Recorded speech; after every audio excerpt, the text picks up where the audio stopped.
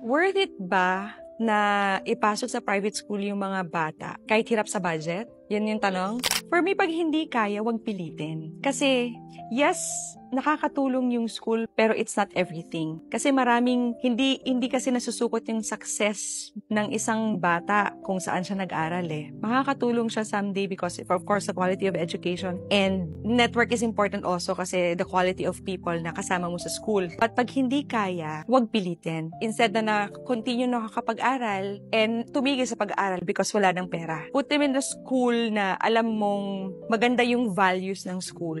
Maganda din yung quality ng education kahit hindi siya private school. Ang importante is makapag-aral yung bata. Kasi ang totoong sukatan naman ng success is right after school eh. Maganda nga yung school mo, naka-private school ka nga, pero wala ka naman diskarte sa buhay. So, tamad ka pa, walang naiturong tamang values, diba? It's not about the school actually. So, kahit anong school yan, basta hanggang kaya ng bulsa, ang importante is mabigyan ng magandang education yung mga bata.